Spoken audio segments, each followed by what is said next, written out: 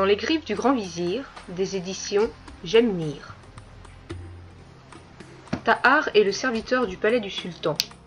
Ce matin, comme tous les jours, il est de corvée d'eau. Il remplit des jarres au puits. Ensuite, il les porte dans la cuisine. C'est là qu'il croise le grand vizir. Ce conseiller du sultan est toujours sévère avec les serviteurs. Et aujourd'hui, il a l'air vraiment méchant. Soudain, le grand vizir pointe du doigt vers Tahar et s'écrie « Batiti batata Tahar, deviens une souris !» Aussitôt, Tahar rétrécit et se transforme en une toute petite souris. Avec une toute petite voix, il bégait. Mais grand vizir, pourquoi avez-vous fait ça ?» Le grand vizir saisit Tahar et lui explique d'une voix grinçante. « Je veux être le sultan. J'ai volé un vieux grimoire. Grâce aux formules magiques qu'il contient, je vais transformer le sultan en souris. Sofa, mon chat, le croquera. Crac, croc, plus de sultan. Je régnerai à sa place. » Et le grand vizir ajoute en ricanant. « Mais d'abord, il fallait que j'essaye ma formule magique sur quelqu'un. Et c'est tombé sur toi. » Le grand vizir pose Tahar affolé sur le sol. Sofa, le chat du vizir, se faufile entre les chaussures pointues de son maître. Il s'en lèche déjà les babines. « Bon appétit, Sofa !» dit le grand vizir en quittant la cuisine. Heureusement, Tahar aperçut un trou de souris dans le mur, et en 3 sauts, il se faufila à l'intérieur. Tout tremblant, il regarde les pattes du chat aller et venir de l'autre côté du mur. Soudain, il entendit un bruit derrière lui. C'était une autre souris. Tahar lui demande « Dis-moi, y a-t-il une autre sortie ?» La souris est effrayée. Elle n'a jamais rencontré de souris qui parle ainsi. Elle s'enfuit dans une galerie. Tahar la suit en pensant « Il faut que je prévienne le sultan du danger qui le menace. Il y a sûrement une galerie qui arrive jusqu'à son appartement. » Tahar trottine à toute vitesse dans 1001 galeries sombres. Il a l'impression de parcourir des kilomètres à travers les murs. Il débouche dans le hall d'entrée du palais, mais Sofa l'attendant en faisant claquer ses mâchoires. Tahar fit demi-tour. Il prend une autre galerie à droite. Quand il arrive dans le grand salon, Sofa l'attend encore, toute griffe dehors. Tahar repart à gauche. Il débouche dans la salle de bal. Sofa est toujours là, prête à le croquer. Tahar est découragé. « C'est fichu, » se dit-il. « Jamais je ne pourrai avertir le sultan. » Chapitre 2. Vite, une formule. Tahar, à bout de souffle, fait demi-tour.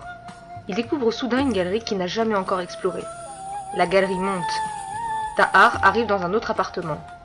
Il entend alors la voix grinçante du grand vizir.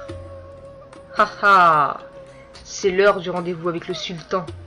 Allons-y, Sofa, mon chat. » Sofa rejoint son maître devant la porte d'entrée. Aussitôt, Tahar en profite pour sortir de son trou et il grimpe sur une armoire. De là, il aperçut le grimoire qui est posé sur une table. Mais Sofa sentit l'odeur de Tahar. En 3 bonds, le chat est au pied de l'armoire. Le pauvre Tahar tremble de tout son petit corps de souris. Impossible de s'échapper. C'est fini. Près de la porte, le grand vizir appelle son chat. « Dépêche-toi, Sofa. C'est l'heure de croquer notre cher sultan. » Alors, Sofa lance un regard mauvais à Tahar, puis il rejoint son maître. Le vizir sort avec son chat et ferme la porte à clé. Tahar pousse un soupir de soulagement. Vite, il saute à côté du vieux grimoire. Il l'ouvre en saisissant la couverture entre ses dents. Avec son museau, il suit chaque ligne et en tremblant. Ça y est, il a trouvé la formule qu'il cherchait, et il prononce à haute voix. Abouti, boutata, le sortilège s'annulera. Tahar grandit. Ouf, ça y est, il a retrouvé sa taille normale. Maintenant, il faut sortir d'ici, se dit Tahar. Il feuillette le grimoire dans un sens, puis dans un autre. Mais il a beau chercher, il ne trouve pas de formule pour ouvrir les portes. Tahar se précipite à la fenêtre. C'est bien trop haut. S'il saute, il se casse le cou. Il remarque alors une fenêtre ouverte, en haut d'une tour du palais. Il aperçoit le sultan qui accueille le grand vizir. Tahar hurle de toutes ses forces. « Non !» Mais il est trop loin, le sultan ne l'entend pas.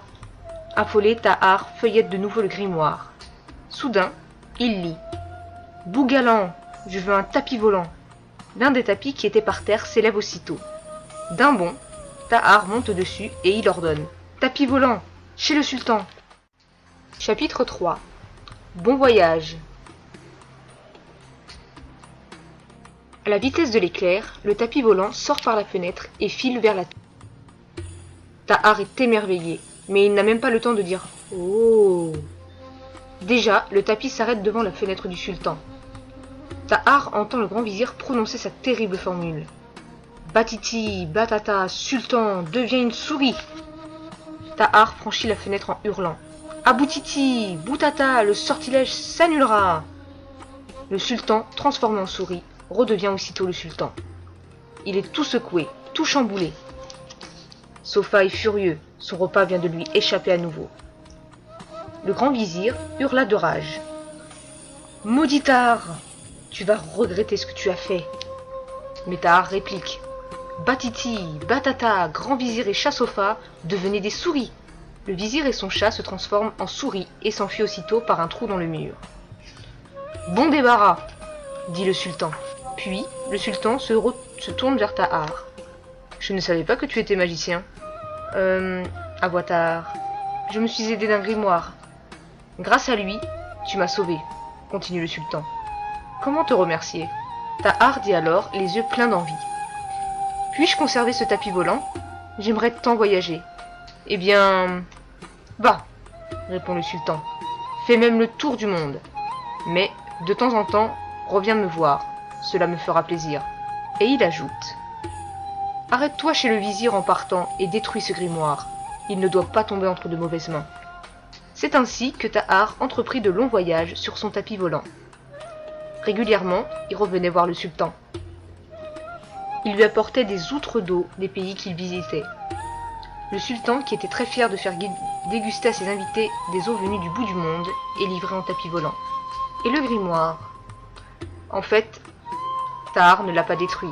Il l'a emporté avec lui, en se disant qu'un peu de magie peut être utile en cas de souci.